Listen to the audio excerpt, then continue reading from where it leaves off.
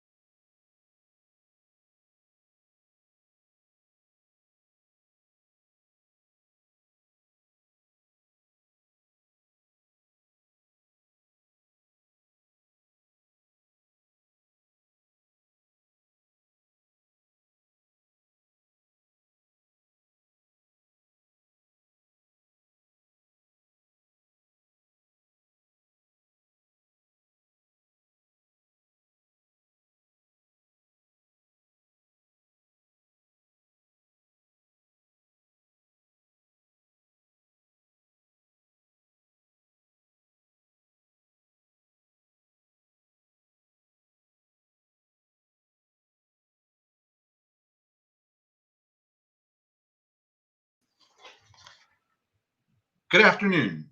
My name is Ed Sachs, and I am president of my collaborative team. Welcome to this special CollaborEAT roundtable discussion.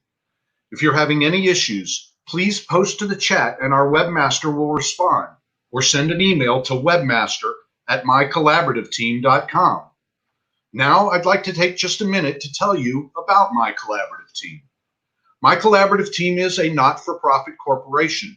Our mission is to provide marketing and educational opportunities for our members in building more successful collaborative practices utilizing our digital and virtual marketing outlets.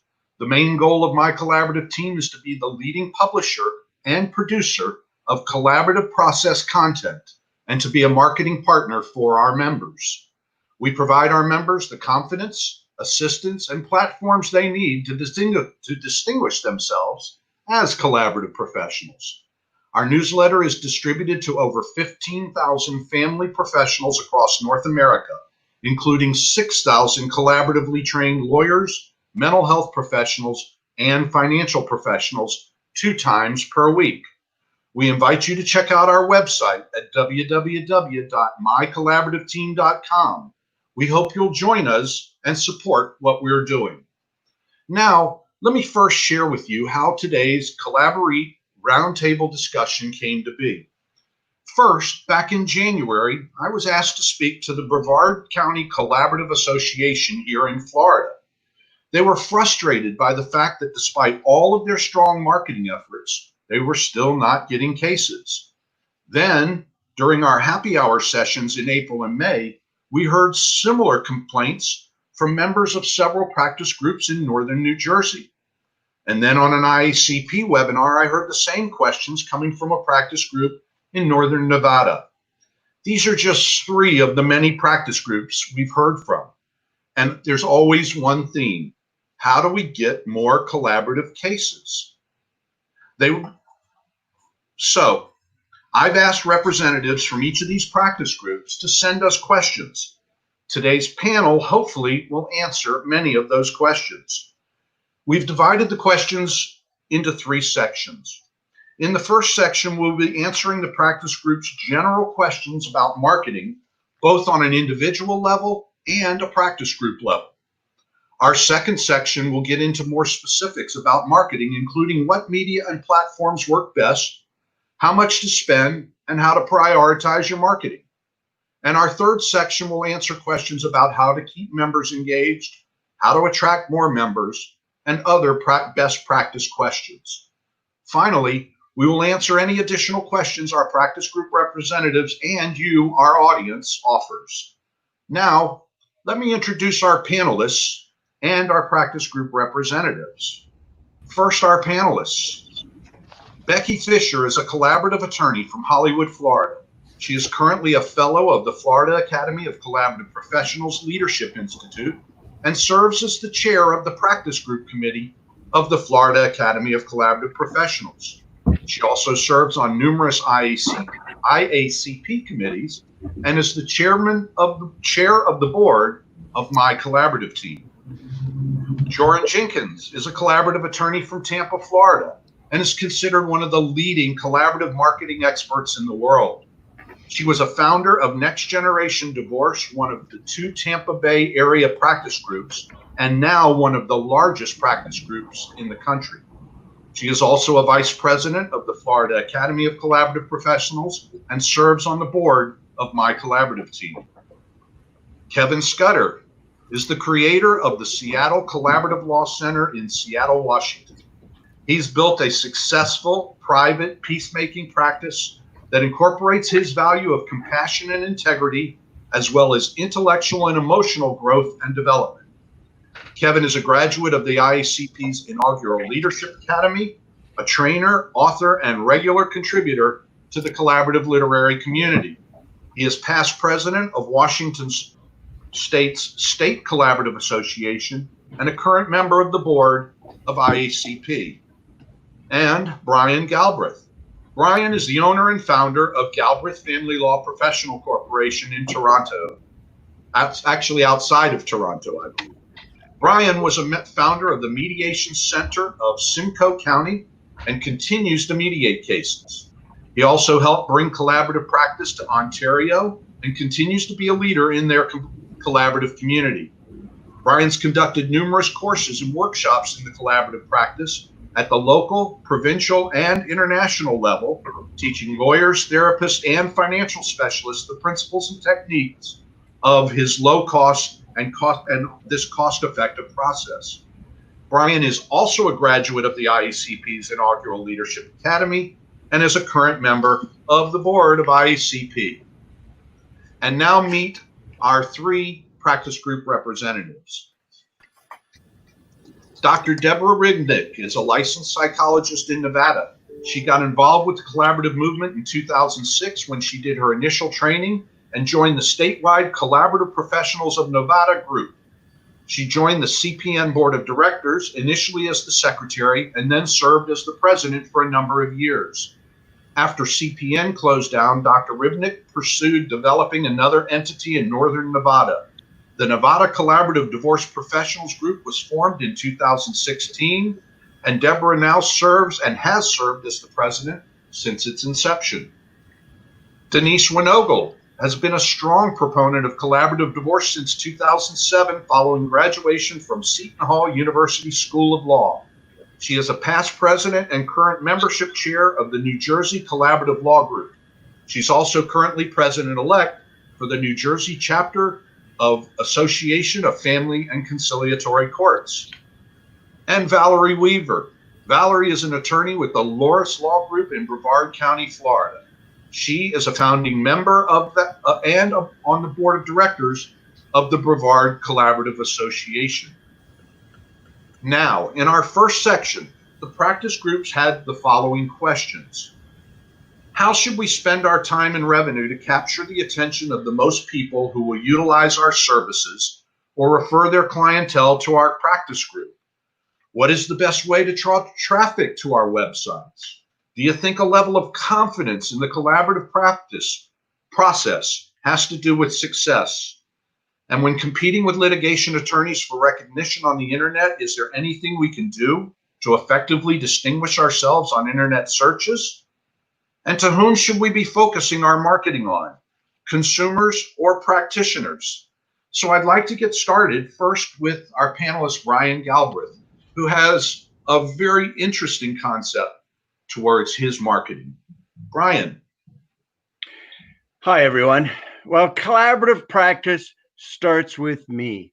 That's a mantra we talk when we get our students to learn and adopt when we're training new collaborative professionals.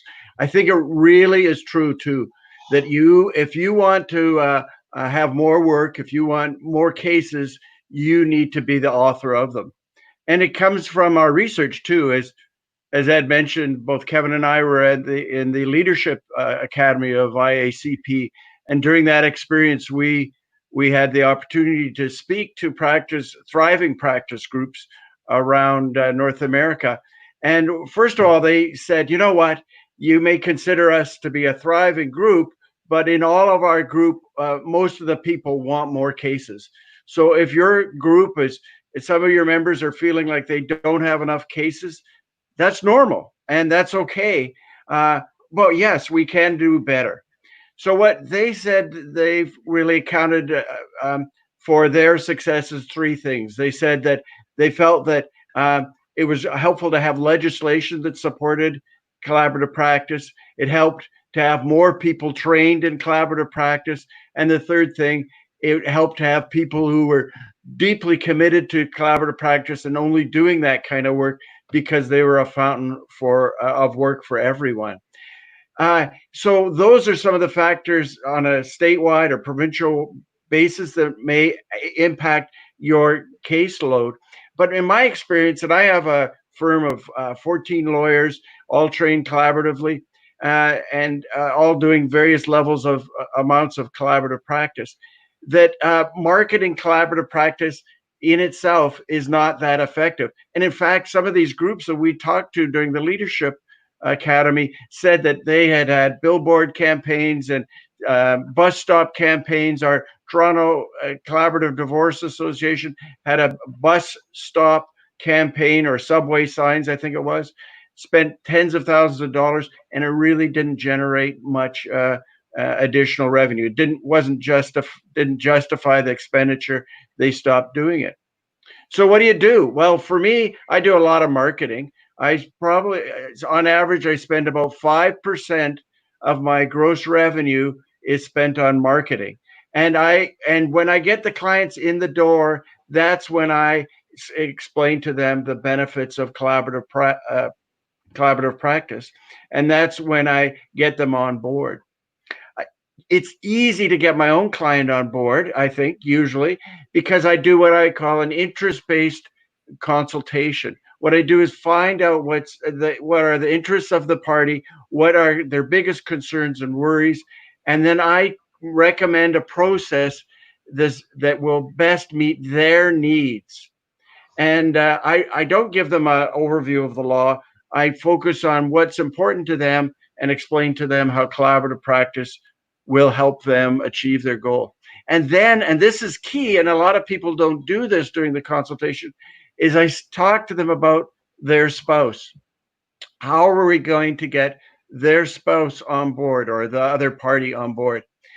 And sometimes that means they approach them and give them a link to a website or something. But sometimes it means that someone else approaches them. Maybe they need written material. Maybe they need a link to a website. Writing a letter to them generally doesn't work for me.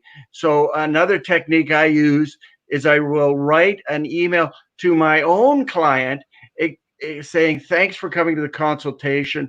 I understood these were your issues and concerns. I recommend this process to you, collaborative practice. And you told me about your spouse's biggest concerns and worries. And I think collaborative practice will help address their concerns for these reasons. And that email is sent to my client, who then shares it somehow with their spouse. So they might share it by way of printing it out, leaving it on the counter, or forwarding it to them, or what have you. So much less intimidating because it's not a letter with letterhead and so on. It's an email from me. And it's like they're having an opportunity to intercept a communication between their spouse and their spouse's lawyer. It just seems to work far better. I also will sometimes meet with husband and wife, and I tell them at the outset, or whatever, I shouldn't say husband and wife, the two parties, and I tell them at the outset, you know what, this is a conflict of interest. I'm not able to represent both of you unless I get a waiver of conflict of interest from one of you signed by an independent lawyer. And boy, I just speak to them about the process options during that joint meeting, and it works with them that they'll jump on board. So there's a lot of different things, but I'll tell you, the bottom line is collaborative practice starts with me.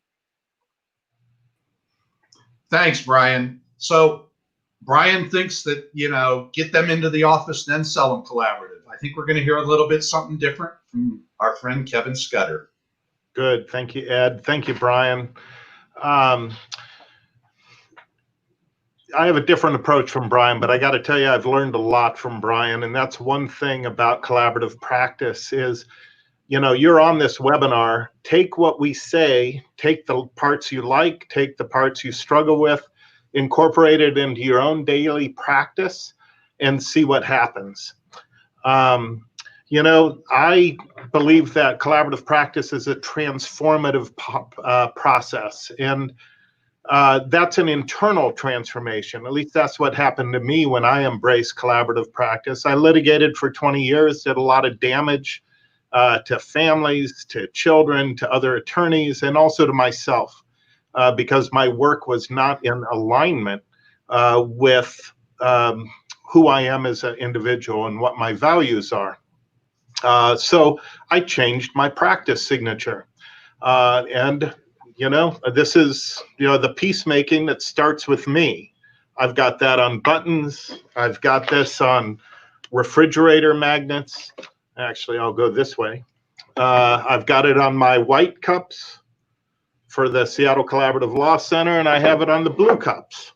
So it's this internal transformation of where you have to have the confidence individually that you have something that the people that walk in your door, they want, all right? They don't want to go to war. They don't want to break up their family. The perception of attorneys in the family law area and society in general is really not good. And you're going to hear a lot of jokes about that. So we have this great opportunity when these clients walk in the door, prospective clients walk on the door, of modeling a behavior that we want to see in our clients. Like Brian, it's really important not to talk about the law in that first case, because the focus is not on the law, which is an external thing of this connection that you're making with this person, but you want to focus on what their interests and needs are, or what they think their interests and needs are. So my question to them is not about what they have.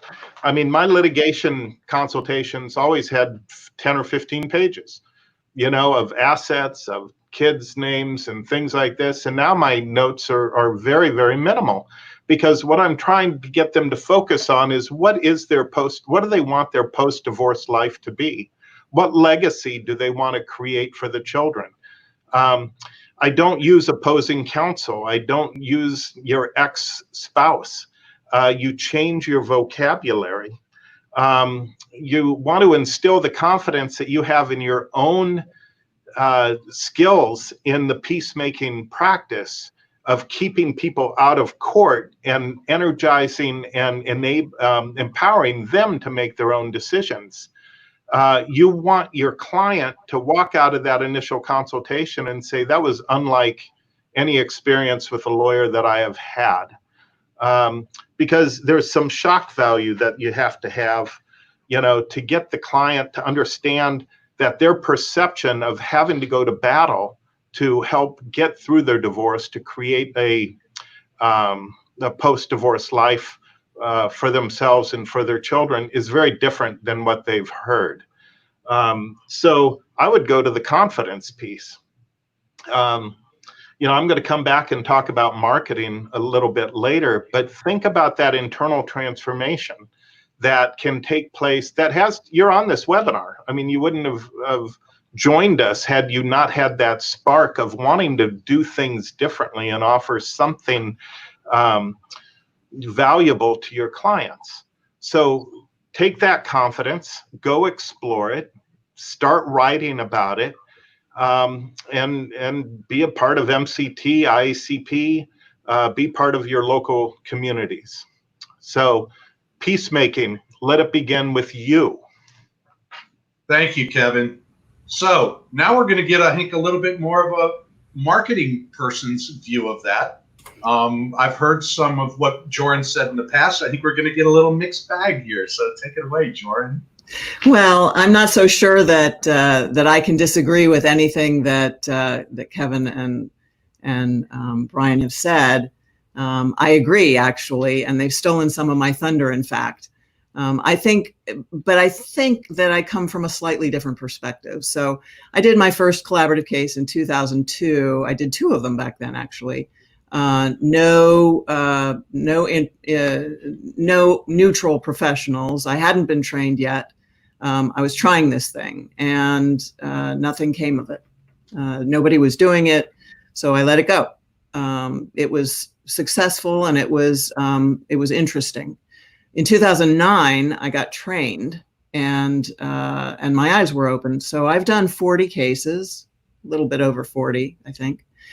Yes, I track them because I like to know, and it's truly amazing. I think Kevin said it, that over time you'll find what works for you, and you have to pick a little from here and pick a little from there. And these webinars are fabulous for all of us because we hear things that we haven't heard before. So my slogan is changing the way the world gets divorced. And I think I've always approached it one step at a time, one person at a time. And that's called referral networking, referral marketing. And it starts with that. It absolutely starts with that. You perfect your pitch and you talk to people. So that's marketing. Marketing, we've always talked about, is education. Marketing's not advertising. I don't advertise. I've never advertised. I never will advertise. Although, if you check my new blogs going up, you'll find one on how I got a collaborative client through someone else's bus bench. So ask me about that one day. But I don't advertise, I market. And how I do that is I educate. And some people educate to a room full of folks that they don't know. I did a webinar recently for a museum. And within an hour of the webinar, I got a phone call from a wife. And within a day, I had a Zoom consult with the wife and the husband. And we are doing a collaborative case for them. So you're educating people, either one-on-one or rooms of them or webinars full of them. And of course, you're educating first and foremost the people who walk into your office. I agree that a process consult is how you have to start. And any one of us who is a mediator knows that already. We never go into a consult prepared to give legal advice, because if we do, we can't then turn out to be the mediator if that's the process that they choose. I think it's critical to run through a menu of possible processes, although I'm quick to explain. I have a poster, because that helps me follow the agenda. It also helps everyone in my office do a process consult. I don't have to have lawyers doing these dual process consults. How am I saying process? I always say process. Brian has corrupted you. I know, it's so strange. You're learning. How'd it go? I pick up accents very quickly. So yeah. I like it. So I do what I call a dual process consult, and I've learned this over time. It's taken me a while to get there. I used to have them sign waivers. I don't anymore, because it's truly, in my world, it's not necessary. Usually what happens in a dual process consult is they ask me a lot of questions about the processes. What are the processes? The kitchen table divorce, the mediated divorce with or without lawyers, the cooperative divorce, the collaborative divorce, the attorney drafting the agreement that the parties already have divorce. So you have all of those choices, and then they can mix and match. I had a guy come in with his wife, and they did not want collaborative. He didn't want to spend that kind of money. He wanted a mediator, but you know what? She wanted a lawyer. So he decided, well, he'd better have a lawyer too. Oh, and she wanted a financial professional because he knew everything about the money and she didn't. So then they had the financial professional. Well, by the time the collaborative lawyer got hired on the other side, I'd already decided that we really needed a facilitator. And so I called the other lawyer and he agreed with me. And so we ended up, we had to tell the clients that that's what we thought. And they both thought that was a good idea because that's what we thought. And so we ended up with a full collaborative team. That was a divorce in a day. We got that done pretty quickly because he was a businessman and that's what he wanted to do. So mix and match, make your process your own. I think that's critical.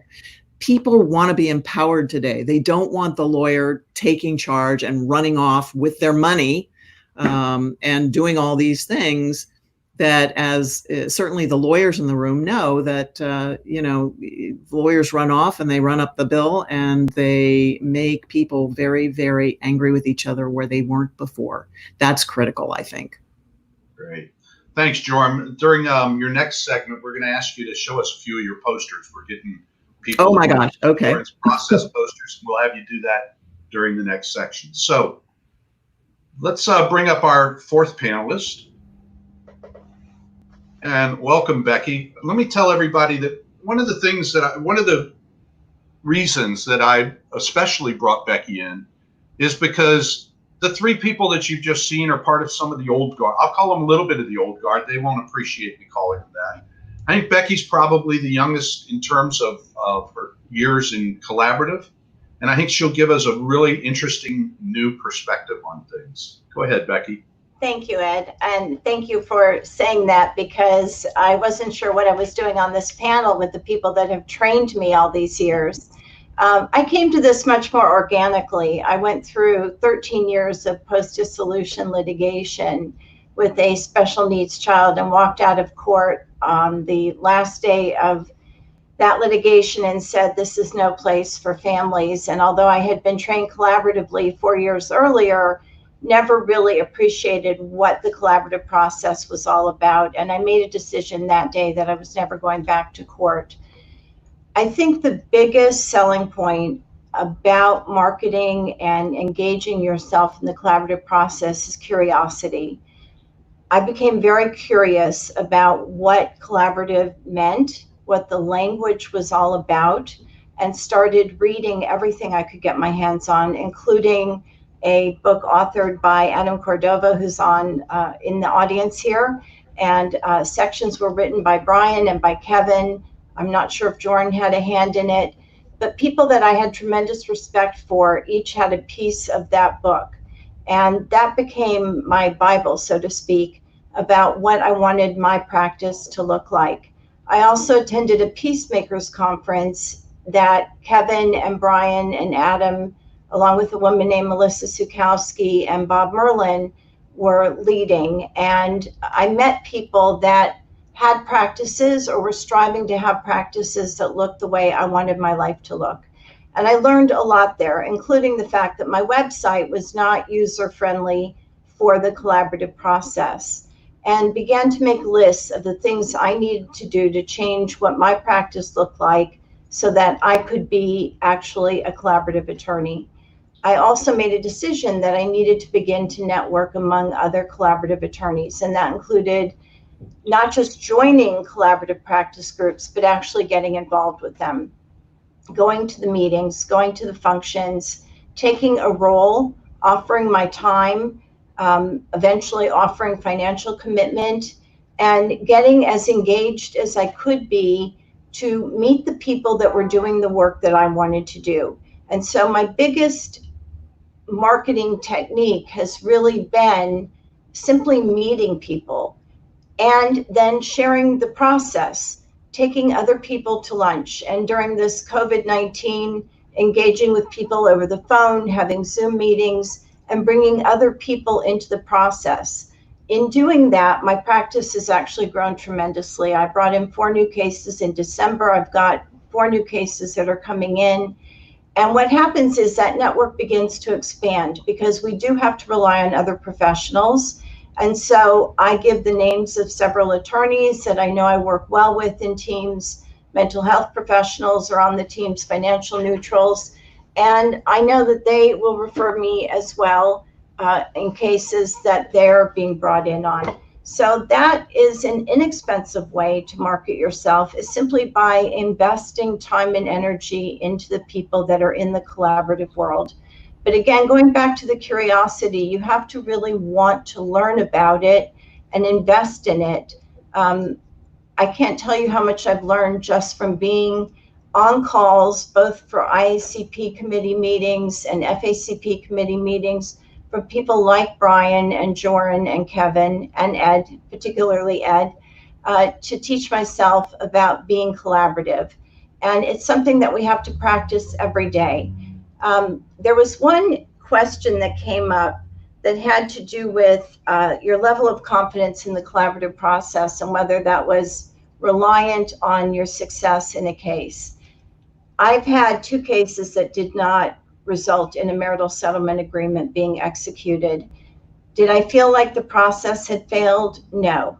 I felt that perhaps the people that were in the process were not the right people for the process.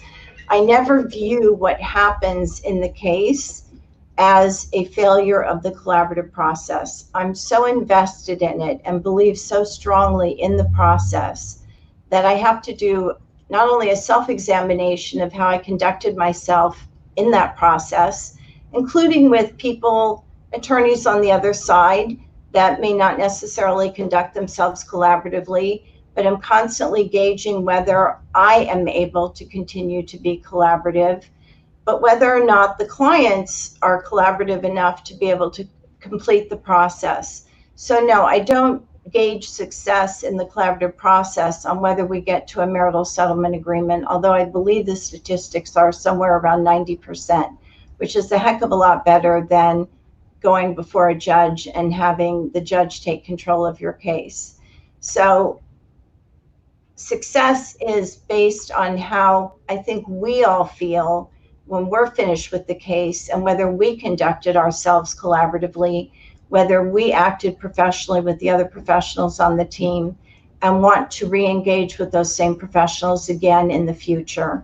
Another question that came up had to do with practitioners in the field who call themselves collaborative but don't actually have the training or don't behave collaboratively. I had one friend in the community in which I live tell me that she had been in the collaborative process and thought it was terrible. And I sat with her and had her explain to me step by step what she went through. It turns out she was not in the collaborative process at all. There are attorneys out there who call themselves collaborative attorneys who are not practicing collaborative, and they give the collaborative process a bad name. The only way to respond to that problem is by making ourselves better and by making sure that we talk to people, whether it's your elevator pitch or knowing what you want to say in an email in response to an inquiry about divorce, or engaging with people in social settings about collaborative. It's really getting the word out.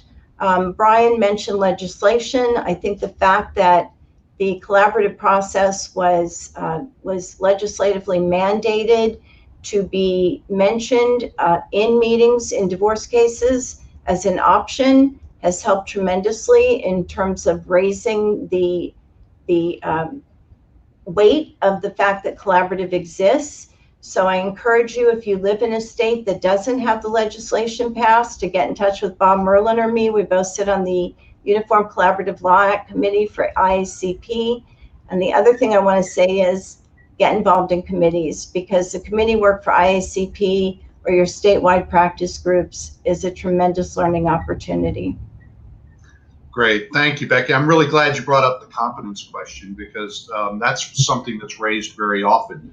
The other thing that is also interesting, and as we proceed forward, we'll ask the panelists to talk about this, and that is the discussion is, and we've heard even today, people saying the same words.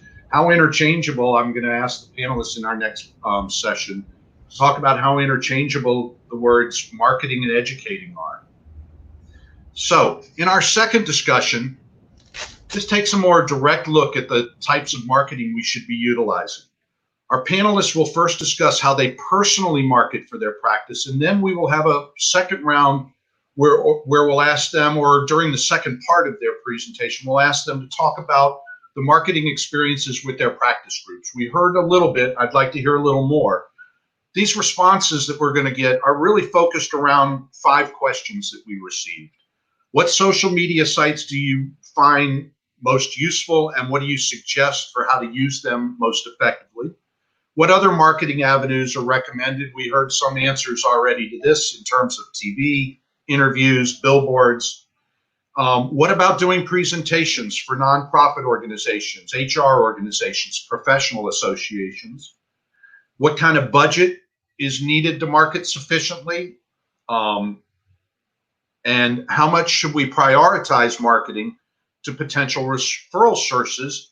And also a discussion of, should individuals and practice groups be marketing to the other professionals or to the public? Let's begin with Joryn. So nobody else needs to talk anymore. You can all go home. I have way too much to say about this, so let me see how quickly I can cull it down. Social media, I do it all. Avo is for lawyers. The other folks of us don't need to bother. I use Avo. I use Facebook. I use LinkedIn. I just hired a 21-year-old to get me onto Instagram. I didn't understand why Instagram was important. She read my first book and she came back to me and she said, "This is why. You explain it here. You just didn't know you were talking about Instagram." So I'm a little out of my element with some of this stuff. It's not hard to learn. You can learn it. You go on Google and go to YouTube, and there are apps, there are videos. It's all there. I use posters to help me do presentations. I do presentations all over the place. I do presentations to professional groups of CPAs who don't do collaborative practice, groups of CFPs who don't do collaborative practice, groups of other lawyers who might consider getting into collaborative practice, probate lawyers, estate planning lawyers, partnership dispute lawyers. You name it, and I go there. I talked about a museum that I did a webinar for. So you can focus on marketing to other professionals who will spread the word. One reason to market to them is because if they have clients who are married to each other, they are more likely to keep both of those clients when those clients get divorced collaboratively, or at least nicely, one way or another.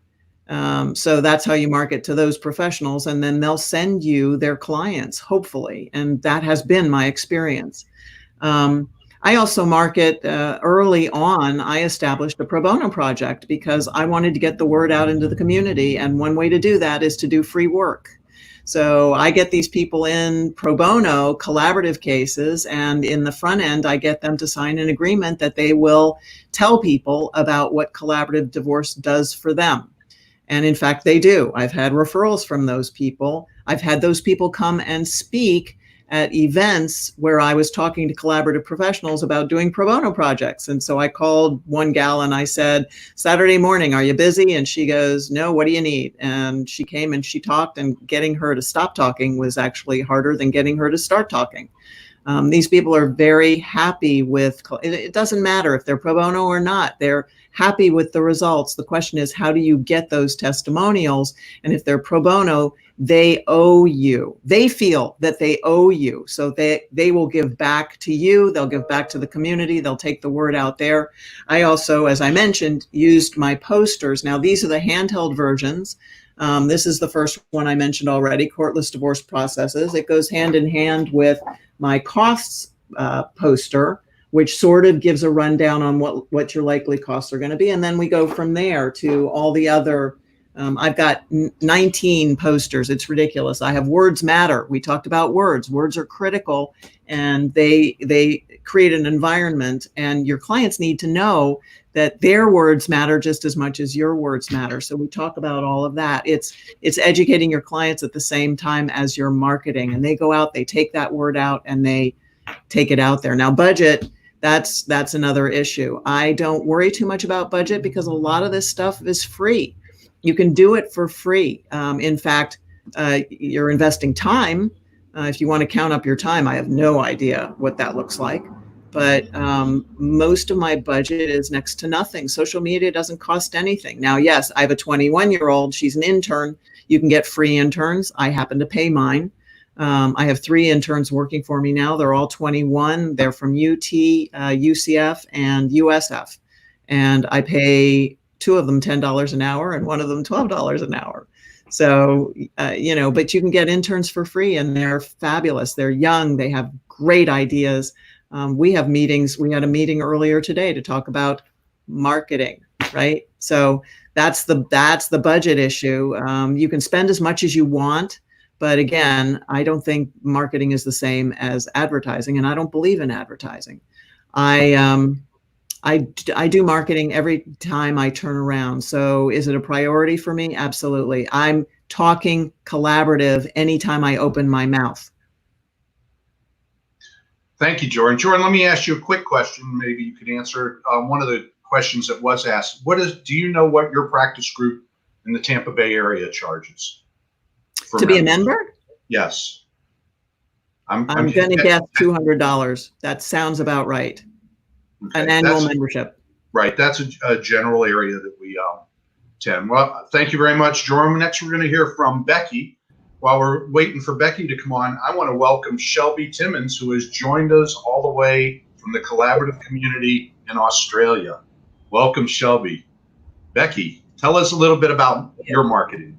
So my marketing is not as formal as Joran's. I invested by buying Joran's posters and bought a large one, 2 large ones to put in my conference room, and have attempted to simply make my office more user-friendly for the collaborative process. I also realized that I needed a mission statement. And so I worked very hard on creating a mission statement that I could utilize on my website. And that was the beginning of changing my website. I had a client inquiry recently, and I asked how they got my name, and she said she Googled collaborative attorneys and my name popped up. And I thought, well, that's curious because my website is actually a mess.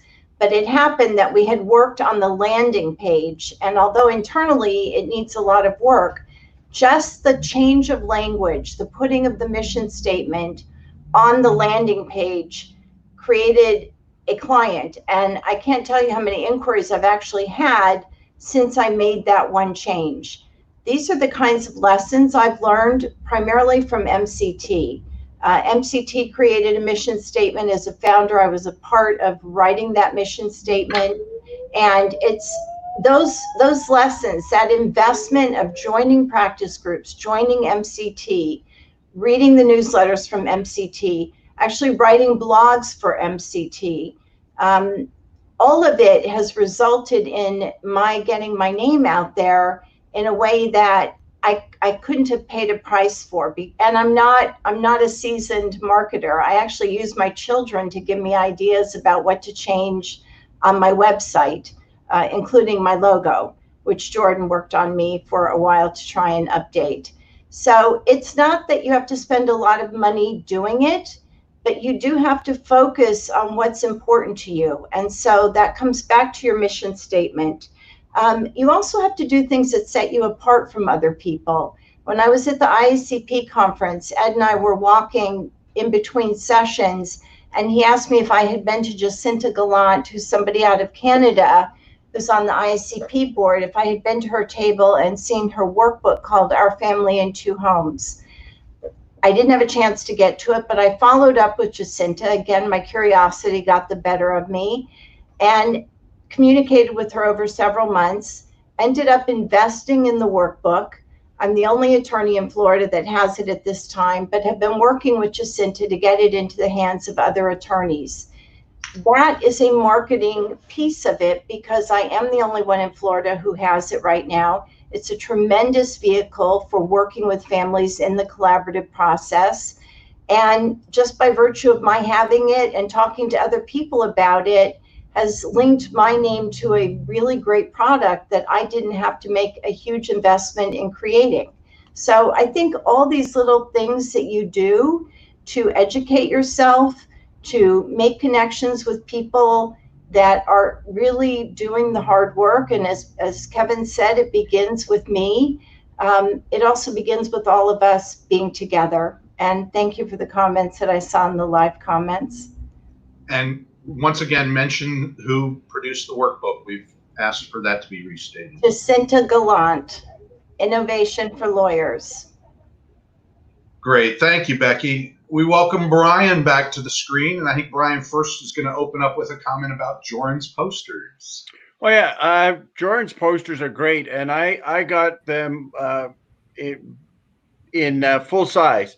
And I had them put onto boards, and they're mounted in both of our big boardrooms, several of the posters, and they just create a really great atmosphere and sort of an educational atmosphere for clients that are coming into our office. So marketing, I already said we spend about 5% of our gross revenue on marketing. We do pay-per-click ads on Google. We pay for Facebook ads. We do a lot on LinkedIn. We have probably 14,000 connections on LinkedIn, and we just post articles to LinkedIn to keep our profile among people. And another thing that we do is we do a lot of lunch and learns. So it might be a real estate company or an accounting firm, and we'll either host them in our own firm in our boardroom if it's a small group, or I'll go to their boardroom and I'll bring them lunch, just some sandwiches, and I'll give them a PowerPoint presentation and explanation of our firm and what we believe in and our values. Our website is very robust, and talk about education. Our website has dozens and dozens of articles. Probably I've made 30 videos or more, I don't know. And it's all answering questions that clients have. Because when you answer a question that they have in a general way, give them legal information, they see you as being an expert. And then when they have to take the next step, they're going to contact you because they know that you have the expertise that they need. We've found that Facebook has been really great, especially during the pandemic when everyone's at home. During the pandemic, people have been using much more of their cell phones, mobile devices, and less desktops, computers, and they've been doing a lot more viewing of videos and using Facebook. And so Facebook is great. We promote Facebook posts. It's very simple, and you can really pinpoint the location of your promotions.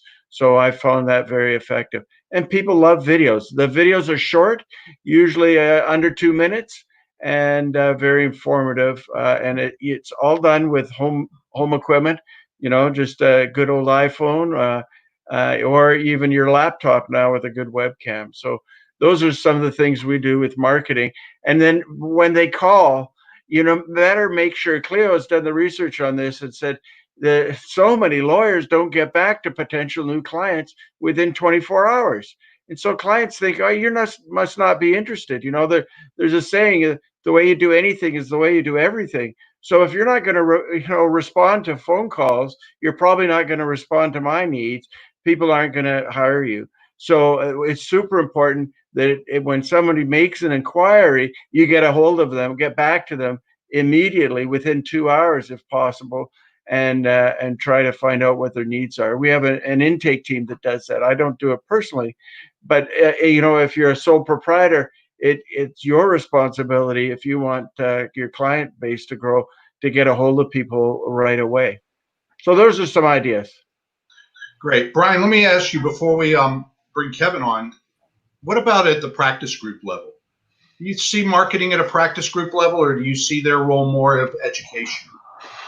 I think that the practice group level, the thing that they can do is help develop confidence and expertise in their membership, so that they can really speak to potential new clients with confidence. And so what that means is having meetings, even Zoom meetings where you're educating them and you're sharing, brown bag meetings where you're sharing ideas about the practice and marketing and practice issues and overcoming those, and doing role plays and doing the work so that people become more confident of the collaborative process and are more able to sell it to the person that's in front of them during that initial consultation, because that's so hard to get that confidence. Another thing that people can do, practice groups can do, is have mentoring programs where they let people shadow others who are having a case. And in Florida, I know the person who shadows is a note taker and keeps track of the minutes of the meeting. And so that's a benefit to the client, but it gives confidence to that person new to this way of practicing on how to make it work and how to do it effectively.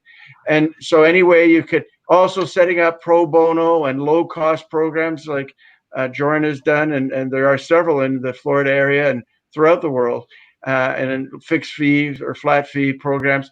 This gives an opportunity for people to do more cases. And when they get some cases under their belt, they're more able to sell it and explain the benefits of it to potential new clients, and it snowballs from there. And a real quick question, and then we'll go to Kevin. Lizette Reveredo asked, the Facebook ads, are the videos or videos in addition to the ads? I don't promote. I should maybe promote videos on Facebook. I'm talking about doing a post, maybe a small post on Facebook, making reference to an article I've written on a blog or answering some question, and then I promote those. I guess I actually have in the past put some videos on Facebook. That's true, and promoted those as well. But my website has videos all over the place, which are all intended to answer questions that clients have. Great, thank you very much, Kevin. I know you've got lots to share. A couple of things that have come up in the comments, Kevin, including any thoughts you might have on the positives about where we're at now in terms of the virtual style of practice that we're now in, and how that sort of sits into it. Take it away, buddy. Good. I also want to let you know Brian has a YouTube channel, and so he does videos up on the YouTube channel. Also, Adam Cordover has done Facebook Live videos, which I think are pretty cool and very effective and can be very fun. The thing that we need to do is exceed client expectations, and we need to exceed the expectations of the legal community or the professional community in which we serve, because that draws attention to us. We stand out in a crowd. So we're a walking marketer. And we do that in so many different ways. Years ago at one of the Chicago forums, I was in an elevator and I had my lanyard on with my name tag, and there was one other person in the room or in the elevator, and he looked at me and he was saying, you're, and I was like, I'm waiting for what's coming next. And he says, you're the social media guy. And so that was years ago. And I didn't think, like Becky, I didn't think I was very mature as a social media person. But apparently I was doing something right, because that message, my message, was getting out to a person. It's, you send stuff out. It's like the pebble in the pond that you don't know where the ripples are going to show. I agree with you, Joran. Just do it. Just start putting stuff out there. I use LinkedIn. I used Facebook. I'm on Twitter. The other things that we do is, I mentor a lot with other professionals. I do a thing called Collaborate Dangerously, but be careful with that concept, because I used it in a training and came back the next year, and they took it to places that I didn't. You can collaborate dangerously, just don't be stupid. But one of the things I will do is I will do a collaborative case with an untrained attorney on the other side, representing the other party, and mentor that person through listservs. We have legal listservs that I'm on, and you got to be really careful because you open yourself up to all kinds of misunderstandings and possible miscommunications.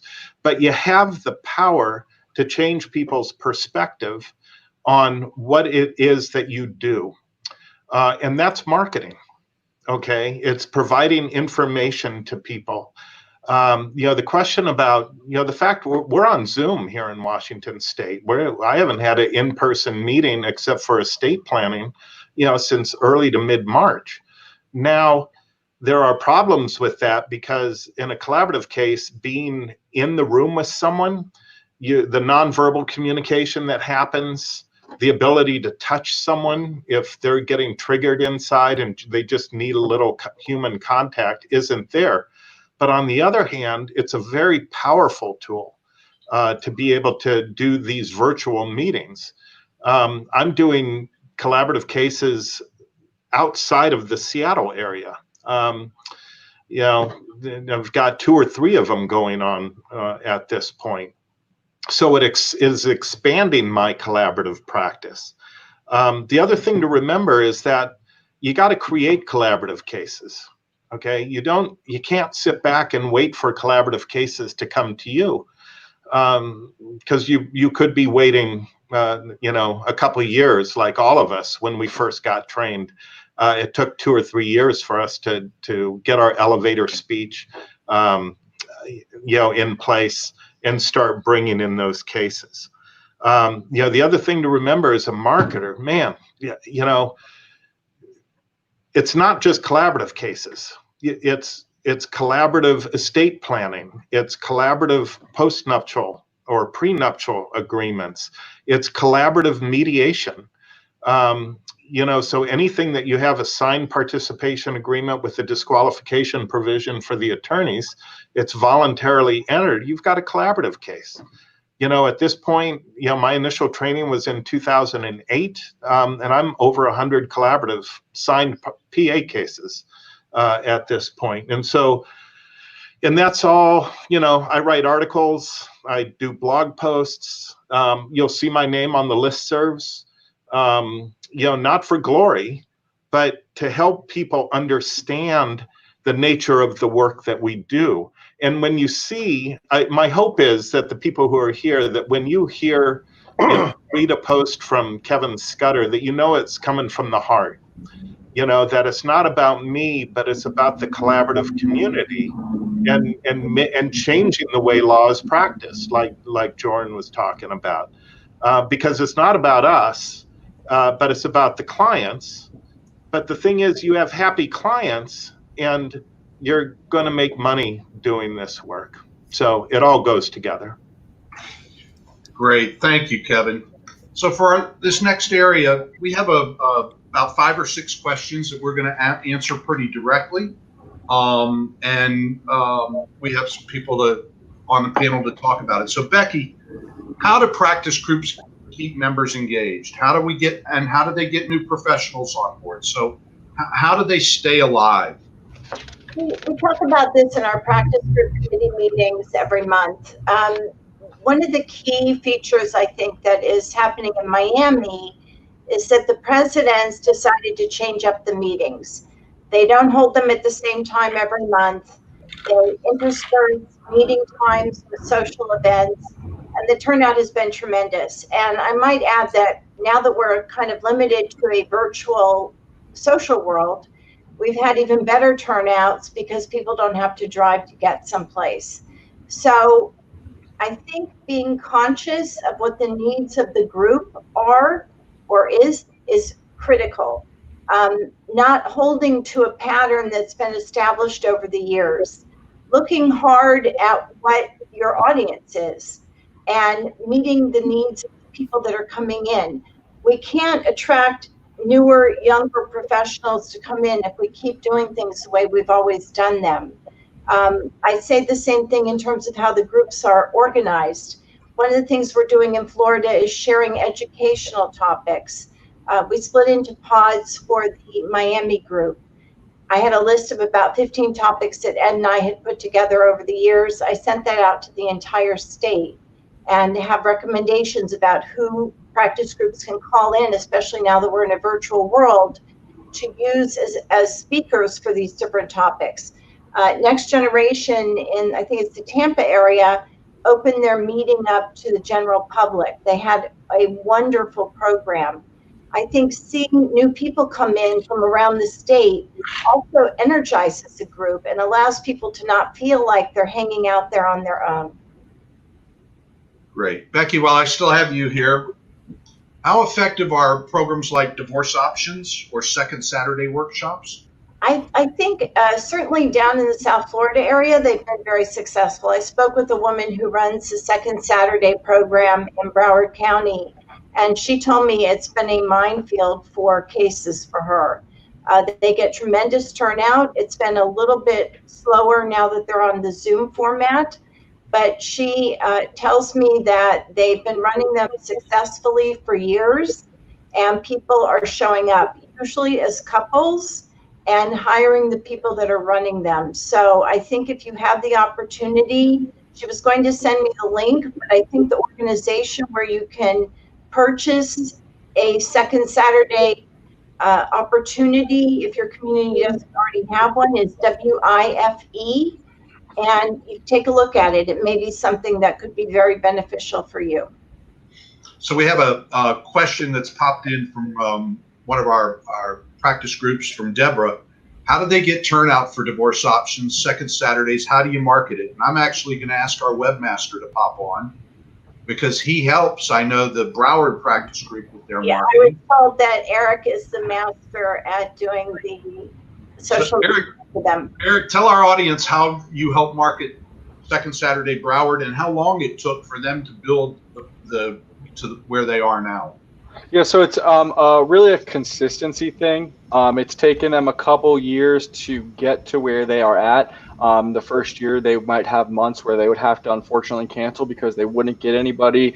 They would get 2-3 people, to now where it's gone virtual through the pandemic, and they're getting at least 10 people to show up every month to their virtual workshop, because of the recognition they have in the community, through Facebook, through flyers in local newspapers, through reaching out to mental health professionals in their community and other referral sources that are seeing the clients for the first time, or seeing potential divorcing couples for the first time, and recommend, that the Second Saturday program is going to promote divorce options and divorce processes that they support as well, and that can help educate the public on the divorce processes that are available to them. So it does take time, and there is a mix of outreach to the public and to professionals in your community, but consistency is definitely the key to that one. Yeah, sometimes time is what establishes credibility, and it's credibility that you're looking for.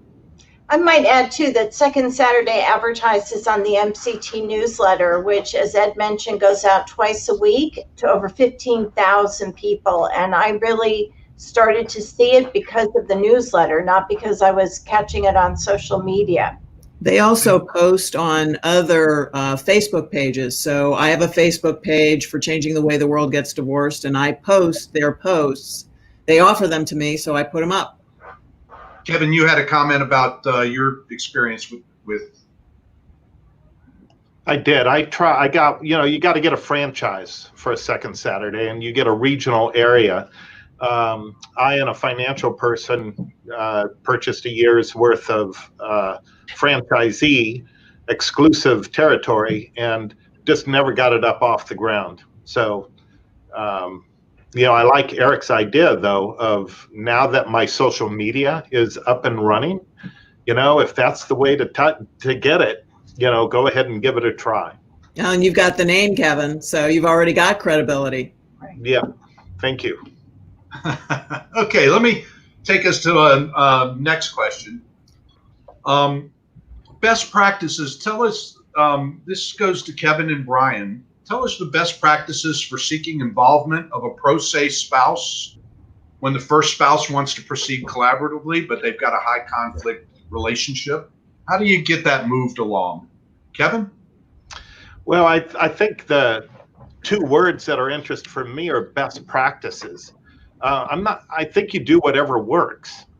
And so one of the things is I'm not the person's enemy. I'm no one's enemy. Even though I may be working with the wife or the husband, doesn't mean that I should be a threat to the other person. So whatever contact I can make with this person directly as an authentic human being to let them know I'm not a threat to them and I'm actually interested in who they are and what they want their post-divorce life to be, that is what I'm going to choose. And one of the questions on the live comments was one of the, any of the benefits now of this virtual format. Zoom video is really powerful.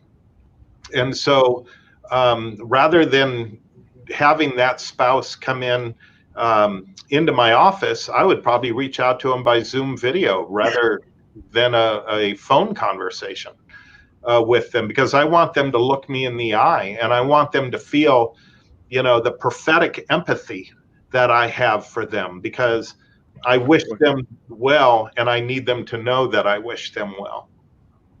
Brian, you have anything to add?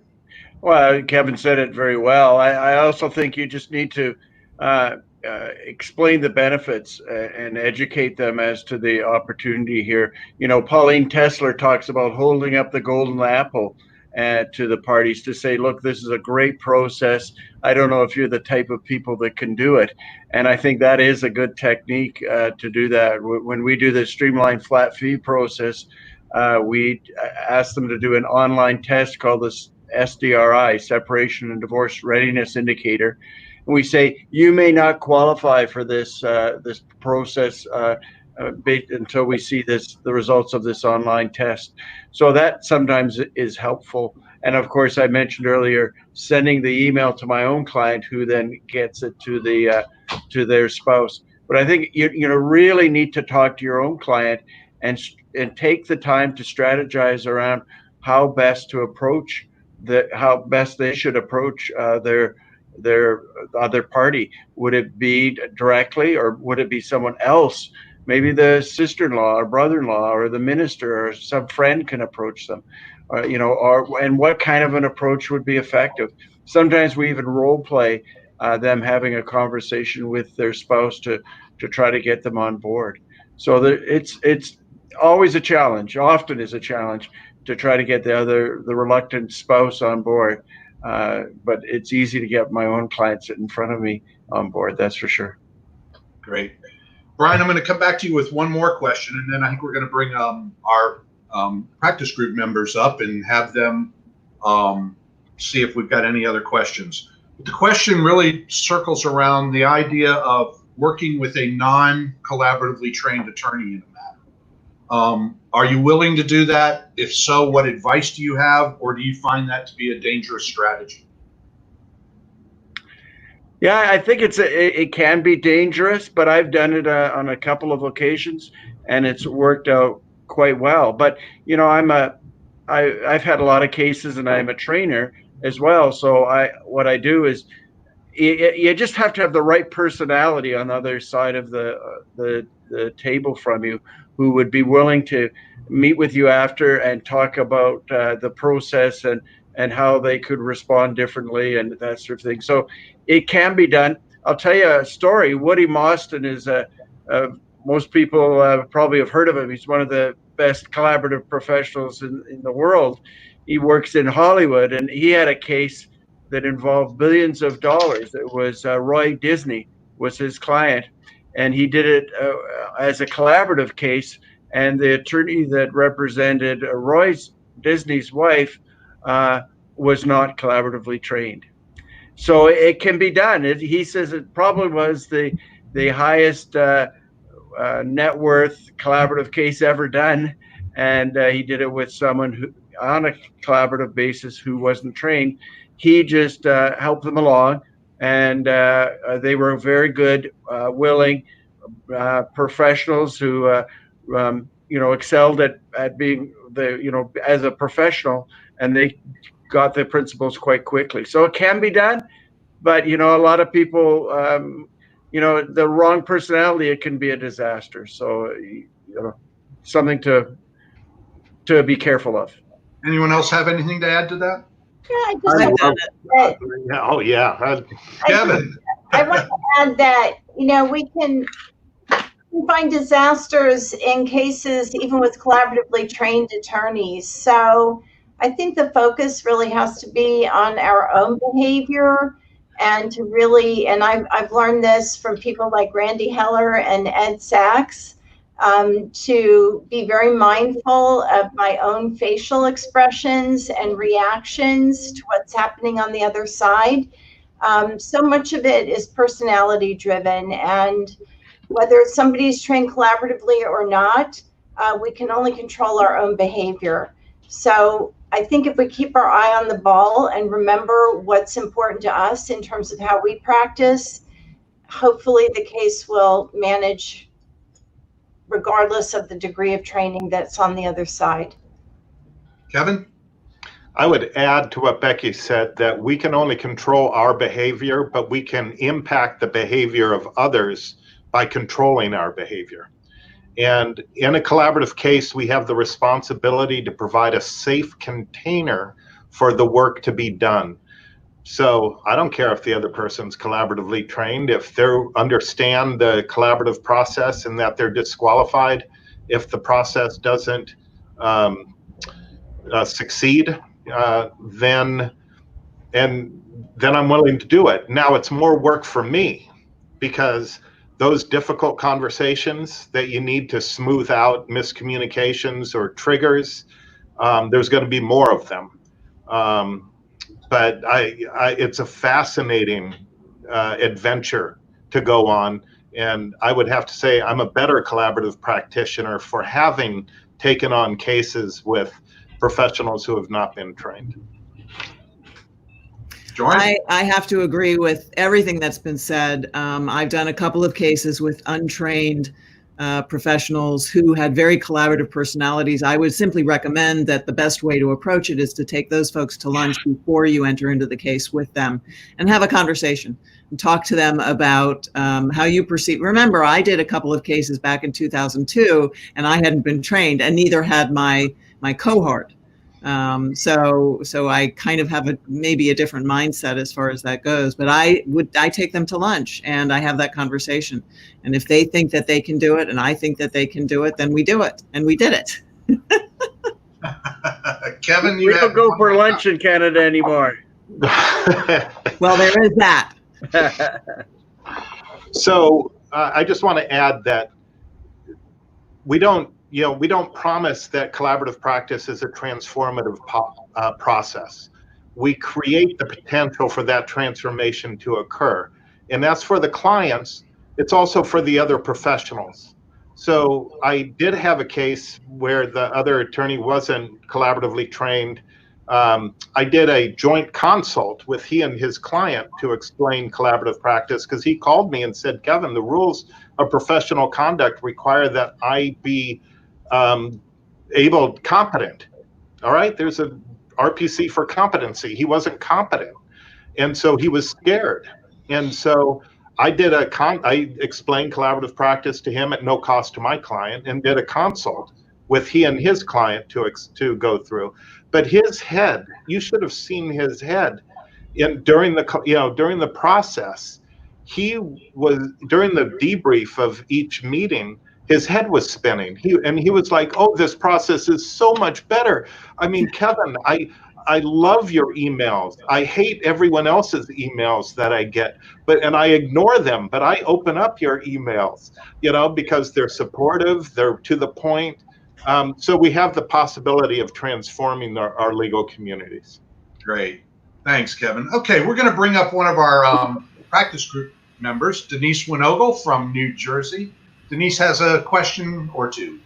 I do. I have a couple of questions. My first question goes to when you have a case and you're starting a new case, the parties both want to do it collaboratively, and one of the parties hires somebody who says they do collaborative divorce, and then you get them on the phone and they say, well, I don't sign a participation agreement, but we can do this cooperatively. What do you guys say to that? How do you handle that?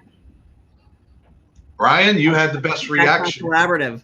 Well, that's not collaborative, right? Because there's two absolute necessary elements of every collaborative case, and that is that there's two attorneys and a signed participation agreement with a disqualification clause.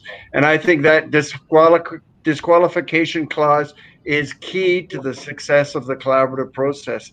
And the reason for that is it turns the role of the attorney upside down, because now we personally have a vested interest in settling the case, because if we can't settle the case and it goes to court, we're out of a job.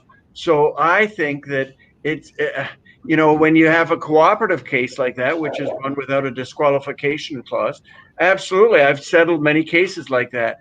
But you leave the door open for the courtroom, and that just taints the process.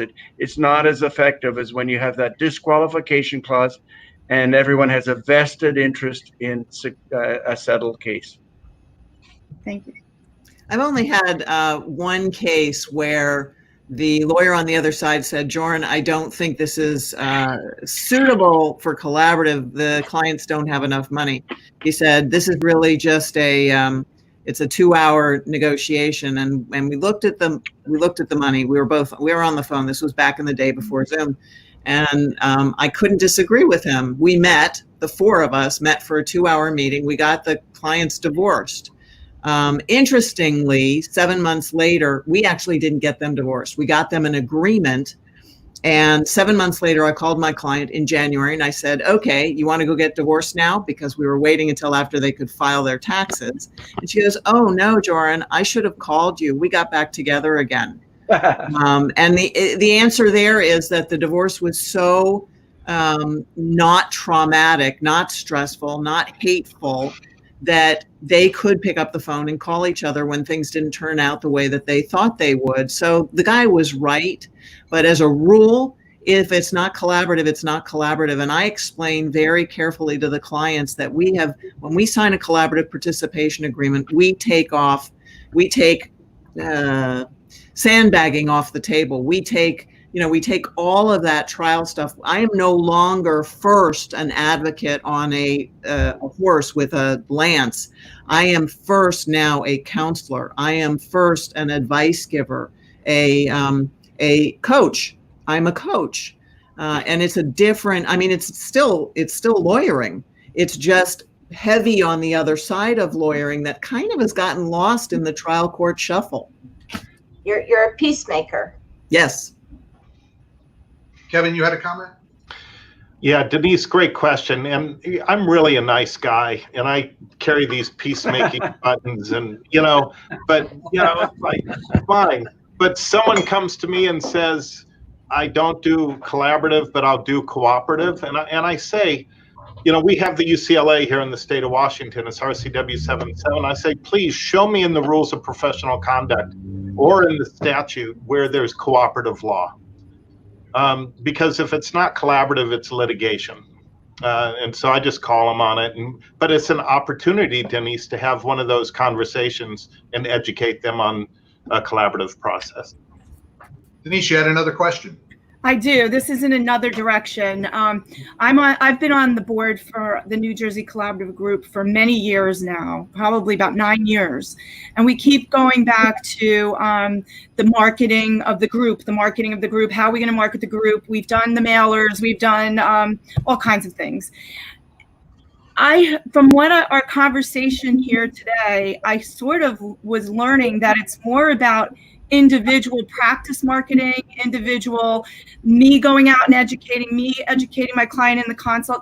So is there a real role for our practice group? Are we spinning our wheels as a practice group to try to get a budget together, spend money, spend time on marketing our group to market collaborative? Or is it really up to us individually, and we should kind of focus more on education of ourselves, of new lawyers, etc.? Let's go to Joryn first. So that really does take us back to one of the questions we kind of touched on earlier. Are you marketing to professionals, or are you marketing to the public? And I think having served in my practice group for many years as the program director, as the training director, as all these different roles, I see really practice group importance in supporting the collaborative community, in keeping the trainings going, in keeping us at the forefront of our practices, not in individually marketing to lay people. Now, having said that, I will tell you that I'm constantly bringing new people into the practice group. And why? Well, for one thing, I talk to related type of professions about putting on trainings. And then in order to put on a training or a program, they have to learn about collaborative. How do they mesh the work that they're doing with the collaborative work that I'm doing and create a program that involves both? Then they're getting involved in collaborative, and now they're taking the word out and spreading it to their clients, et cetera, et cetera. I also bring new professionals who haven't been collaboratively trained to our collaborative lunch and learns, meetings, wines, whatever, because now they're being sort of inducted socially, and they want to get to know these people because these people kind of seem to like each other, more so than trial lawyers tend to like each other. And so, now they want to get trained, and you send them to a training. So I think I see the practice groups more as supporting the collaborative professionals in their own education than in marketing to the public. Don't you agree, everybody, that competence, when we talked about competence and gaining confidence, that starts at the practice group level? Absolutely. When I said organic earlier, I really got that from the practice groups. I'm a member of 3 different practice groups.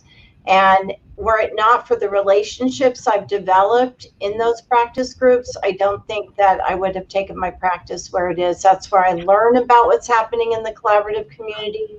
That's where I meet other professionals. It's a tremendous networking opportunity, and it's a way to get engaged.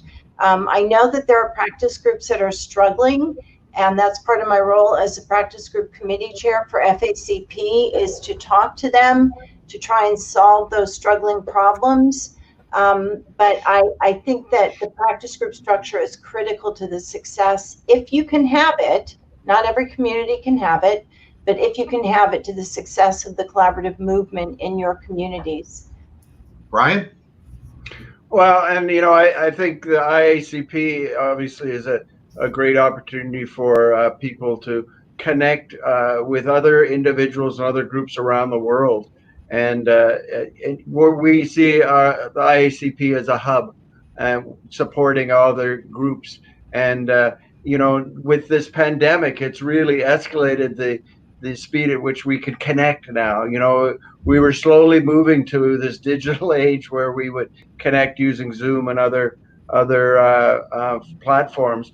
And now we're here because we were forced to be here. And it's made us more interconnected. We've got somebody here today from Australia, which is fantastic. So we can connect with people all around the world, as well as our local people, and learn from each other. Brian, to your point, I have turned to the 2 chairs of the practice group committee at IACP to get assistance with what's happening with some of the practice groups in Florida. So we're one community. We really are. And it's just so much easier now to get that support. But I totally agree with Denise, your assessment. I think collaborative practice starts with me. I've got to do that. And the practice groups can help build that sense of confidence and expertise and understanding of the principles and values of collaborative practice. So you're more able to communicate that value to potential new clients. Absolutely. Although it's important, I think, to remember that when I market for me, I'm marketing for you too. Because if Absolutely. We're pushing collaborative, then we're pushing it for all of us. I bring in a case, and I don't know, Brian may be the guy on the other side. Absolutely. Kevin, you had a comment. Yeah, we also have someone here from Guatemala, so that's really exciting because we're trying to reach out to around the world to spread the word about collaborative practice and offer it to families there. But I want to just point out there's good practice group work and bad practice group work. And so, but the practice group work is essential for our development as individual collaborative professionals, because those are our people. And with those people, we need to have vulnerability, the willingness to have tough discussions. And it's that safe container that we offer our clients in a collaborative case. One of the things that I found out once I started joining collaborative, the community, was that we'd go to practice group meetings and people would talk about litigation war stories. And it was just like, stop. Someone, I finally stood up and said, look, we're here for peacemaking work, not to talk about war stories. And there's been a big shift in our area and a rejuvenation of practice group work, because we're going back to the pure nature of the work. Great, thank you, Kevin. We have time for one more question. We've invited Deborah from Northern Nevada up. Deborah, go ahead. Thank you so much. I appreciate all the panel's time and knowledge that you're sharing. It's really a wonderful webinar that you've put together. I do think the big takeaway for me today as a practice group leader has been the focus on helping with member confidence and competence rather than marketing. We spend a lot of time at our board meetings talking about how to promote collaborative, and certainly I have learned that we each need to market it, but I don't think there's enough confidence or competence, especially confidence in people, to take that on and to do it themselves, especially if they've not yet done cases. So I wanted to know if the panel members might speak a little bit more to these member meetings or maybe a member retreat and how to make those, how to structure those, how often to have them, so that we do facilitate the knowledge and confidence and collegiality that we want to have. Who'd like to start? Does your, Deborah, does your state have a statewide conference? Oh, no.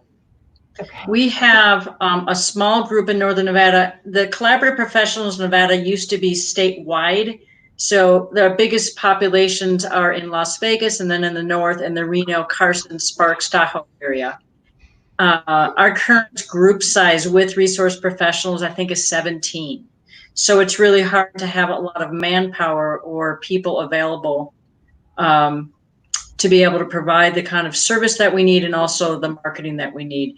So we know a retreat would probably work well for you, because certainly in the state of Florida, going to the conference or going to the IACP forum is a tremendous growth opportunity and a tremendous way to build your confidence and meet other practitioners. But if you don't have that capacity in your state, I think certainly a statewide retreat so that people can get together and have the opportunity to have the conversations that we're having today, and certainly call in people like Kevin, like Joran, like Brian, like Ed, and have them show up and be there to engage with your group. It's always a good thing to bring in people that have some expertise in this from the outside to work with you. Joran? The other thing, Deborah, is attend other states' retreats or annual meetings. California is big. Yes. Southern California, I don't know where in Nevada you are, but Southern California is big. The other thing that I'm thinking that you can do as a practice group to support your members is start a blog. So I have my own blog. I blog way too much. My husband is mad at me for blogging because I breathe this stuff. But other people aren't like that. Other people don't write as prolifically, and it's not as comfortable. So if you start the blog for your practice group, you're giving them a forum to showcase their work, but they don't have to publish something every week. They can publish something once a year. You have 17 people, so you have something published every 3 weeks, and that would work well for you. So give that some thought, how you can help people get their face out into the community that way. That, I suppose, is you marketing for your individual members. I don't perceive it that way. It's the individuals doing the work, but you're putting up the place for them to do the work. Put up a Facebook page for your group. Do it that way. Yeah, we do have a Facebook page and we do have a website. It's just a matter of getting people to take the time and put the effort into doing exactly what you're saying. And go we're to, having a hard my having a hard- website, joranjenkins.com, and check out the how to write your blog posts, because it's not that hard. I have one last question. Is there any way to use other people's materials without it being, with their permission, without it being contradictory to the search engine analytics?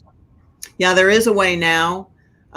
You post it and you give credibility back to the site. You'd probably want to talk to Eric about that. I think Eric knows about that. If not, my website guy can you can get in touch with him.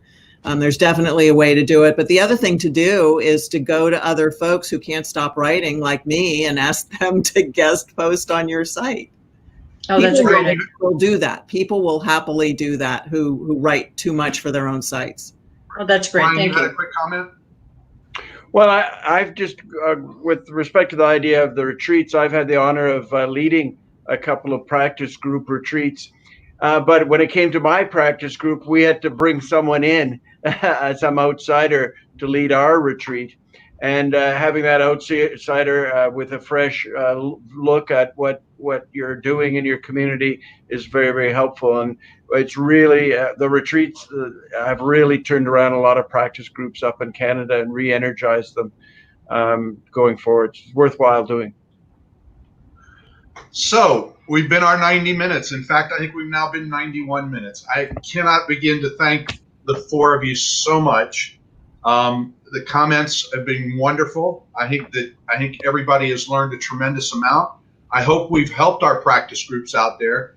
We invite you to join us at mycollaborativeteam.com. Send us your comments, and keep an eye out on our newsletter and our upcoming seminars and webinars, and get out there real quick. Becky? Just real quickly, you can find any one of us on the MCT website. So if you want to reach out to any one of us with questions, or I'm going to say invite my panelists, I think they're far more experts at this than I am, but invite them to be a part of your virtual meetings. And again, you can find all of our information on the MCT website.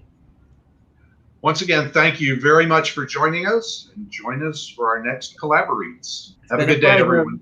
Thank you. Thank you, guys. Thank you. Wish you all well. Take care, everyone.